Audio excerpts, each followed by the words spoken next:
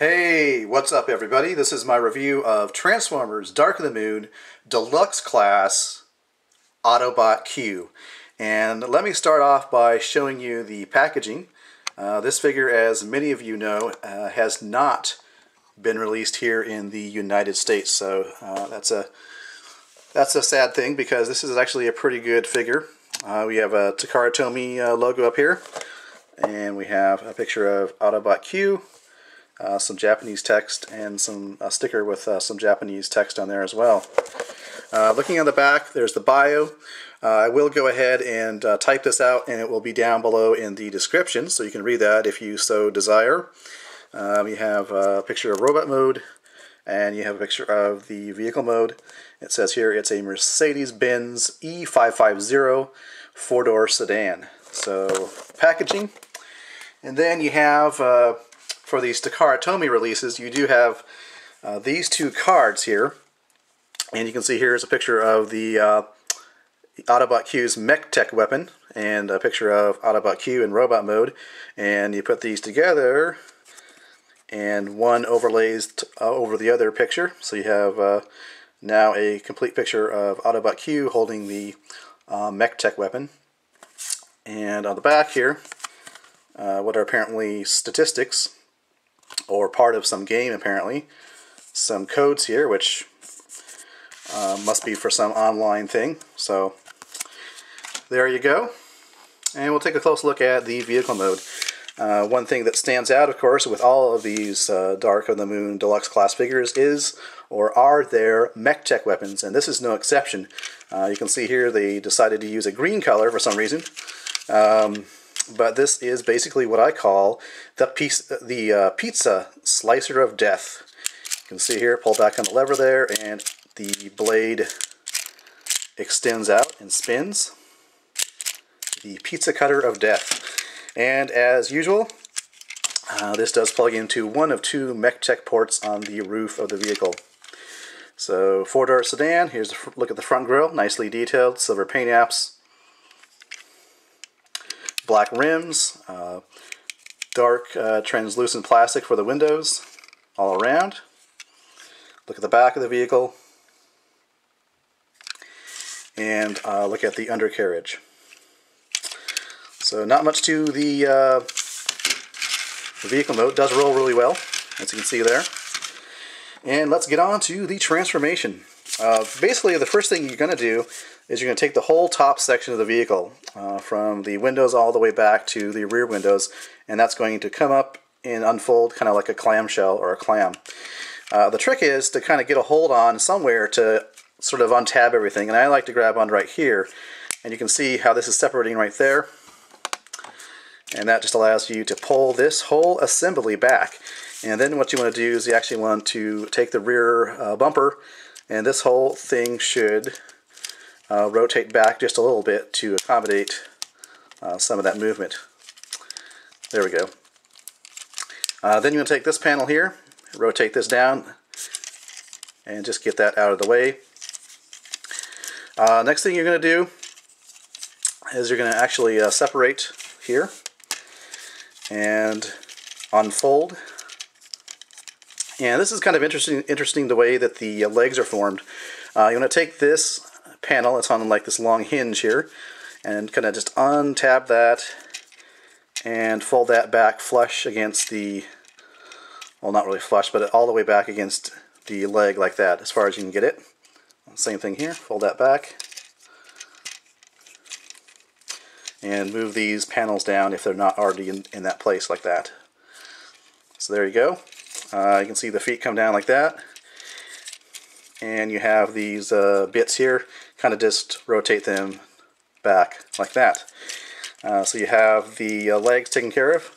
You want to rotate the waist around, because this is the front of the robot mode. Rotate around 180, and there you got the feet taken care of. And these kind of angle like that, you know, kind of like that too on the side there. As for the top of the vehicle, you're going to want to take the hood section, and basically you want to kind of loosen up the sides here so you have the clearance to get the to get the hood up.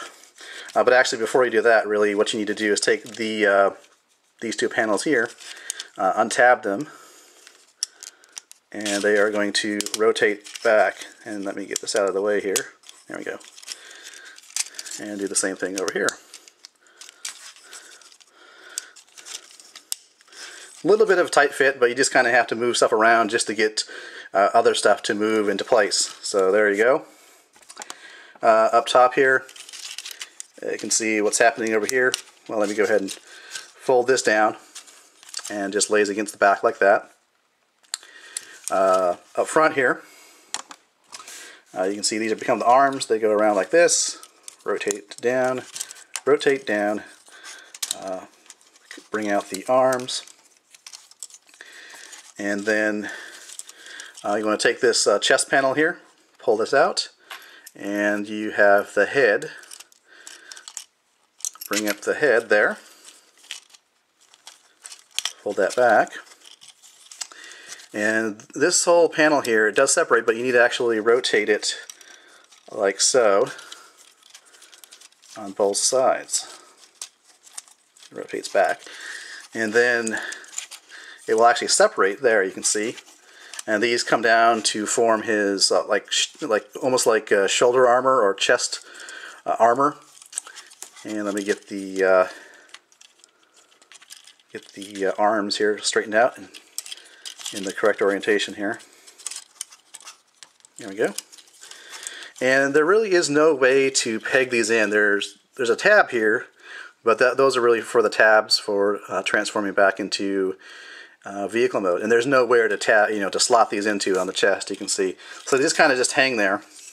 And as you move the arm out, you can see they move with the arm. So you do have that, but it looks good. I like the way that these bits here come down to form sort of the front of the chest armor. And that, my friends, is robot mode for Autobot Que. And it's interesting because I really wasn't expecting to like this figure, just because the character in the movie really did not make an impression on me. Now granted, the character in the movie only had like a few scenes, or one scene, and then he bit the bullet, but there we go. And of course you have the mech tech weapon here, which you can place in the figure's hand. There are mech tech ports on either forearm. You can plug them in like that, and then you have that type of action. And I didn't show you these, but the cool thing about this figure, in my opinion, is it comes with some extra accessories. First off, you do get these tools, and let me just show you up close what they look like. And each of these tools here has a clip on it. Focus, there we go, maybe. And there actually are clipping points on his chest, here and here. So if you want, you can clip these on sort of like attachment points, so you can store these for when he wants to use them as tools. And they kind of just hang off his chest. And the other end is a ball joint, so you can kind of rotate them down so they're kind of hanging to the side there. And you can do the same thing, of course, with the other tool, like so. And but you get the idea. So I'm probably going to keep them on the figure just because they're a nice way to keep the smaller weapons, keep track of these, but they're not really fantastic by any means. But he does have tools. Then he has a staff, which also has a clip on it, as you can see here. Same green color. I'm not sure if I really like the green. If I might do some customizing and paint this silver, along with the other weapons as well. What you can do is one of two things with this. You can actually, there is a clipping point here on the back. You can clip it onto there, like so, and then this can be angled around like this for storage. Again, it's on a ball joint on one end, so you can have it angled like that for storage. Of course, there is the ability to actually have it, there's a little indentation in his hand, in the palm of his hand. And you can have that. You can take this off if you want to. Should be able to anyways. It's on a ball joint, so kind of looks weird like that. But yeah, you have that capability there with the staff. And I don't know if you can get it.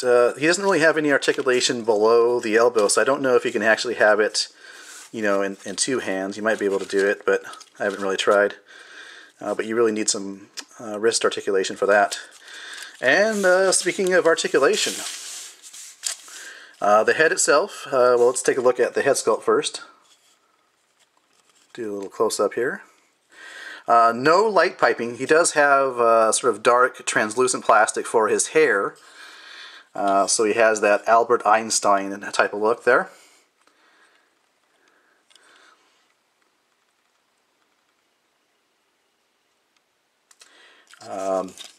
Nice detail on the chest. You got some sort of a gold bronze color here.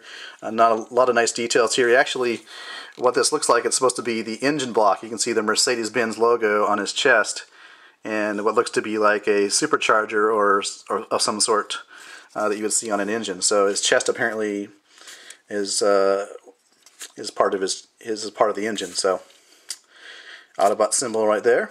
But articulation, you know, standard ball joint at the head there. You have a ball joint here on the shoulders, as you can see there, and swivel at the elbow, bend at the elbow, and like I said before, below the elbow there is no articulation at the wrist.